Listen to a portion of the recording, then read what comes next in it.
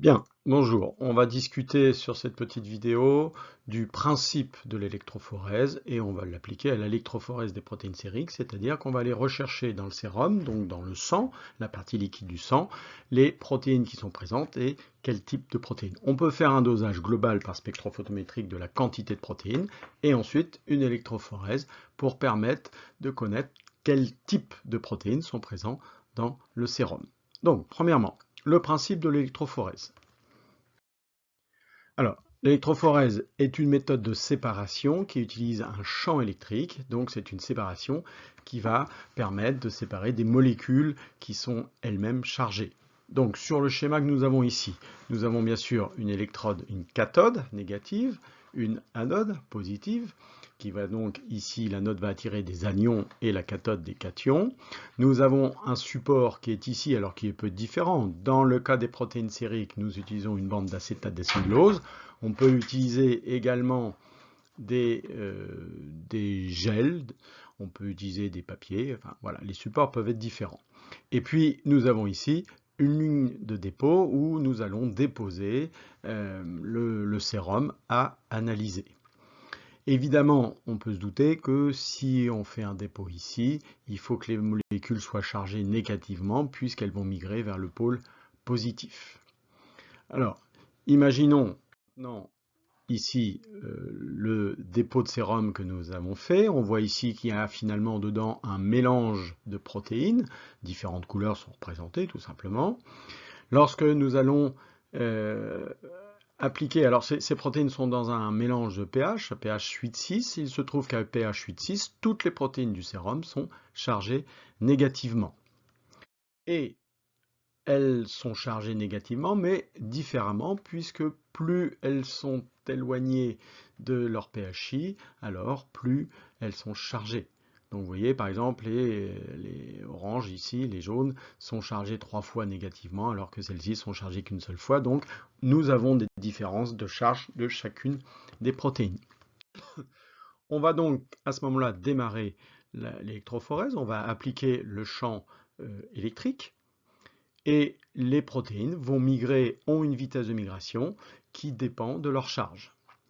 Donc au final, nous avons ici obtenu 5 parties différentes, 5 protéines, 5 sortes de protéines qui ont été séparées. La vitesse de migration dépend principalement de deux facteurs. Le premier, le plus important, la charge de la molécule, évidemment. Plus elle est chargée, plus elle migre vite. Mais également de sa forme dans l'espace, de son encombrement et de son interaction avec le support. Donc plus elle est, on va dire, grosse, plus elle occupe un volume dans l'espace, moins bien sûr elle va migrer vite. La somme de ces deux facteurs, la charge et l'encombrement, va donner à chaque protéine une vitesse de migration différente, ce qui permet de les séparer. À la fin de la migration, on a donc 5 grandes familles de protéines. Voilà pour le principe de l'électrophorèse. Maintenant, lorsqu'on fait une électrophorèse de protéines sériques, on a donc ces 5 sortes de grandes familles et on va pouvoir essayer d'aller voir la quantité de chacune. Pour ce faire, on va faire une phase de révélation parce que bien sûr les protéines sont transparentes. Donc sur notre plaque dans laquelle s'est fait l'électrophorèse, on ne voit pour l'instant rien du tout, aucune forme. Donc on va faire une coloration. On utilise le rouge ponceau qui va colorer spécifiquement les protéines. On obtient donc une plaque toute rouge. Le problème, c'est que maintenant, il faut la rincer pour enlever l'excédent de rouge ponceau. On fait ça en 3 étapes, petit à petit, pour enlever l'excédent de couleur. Et à la fin, on obtient une plaque avec déjà 5 bandes qui correspondent aux 5 familles de protéines. On va fixer, c'est-à-dire coller, entre guillemets, les protéines sur la plaque. Et enfin, on va transpariser cette plaque de façon à avoir un bon contraste. On obtient donc maintenant une plaque avec nos 5 bandes.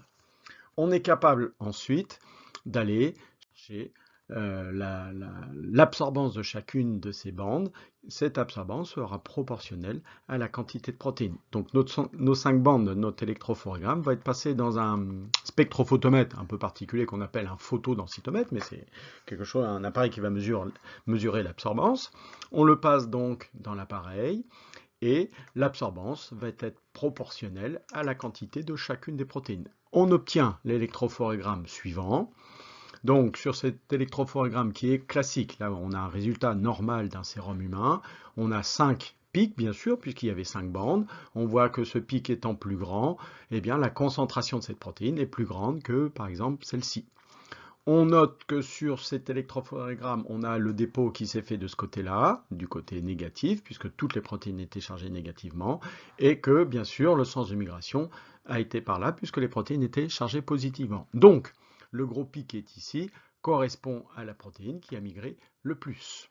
On peut donc dire que pour identifier ces 5 bandes, la bande 1, celle où il y a le plus de protéines, correspond à l'albumine, protéine qui est présente dans le sérum.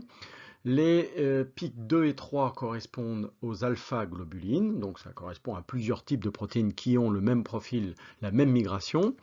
Le 4 aux bêta-globulines et les gamma-globulines en 5.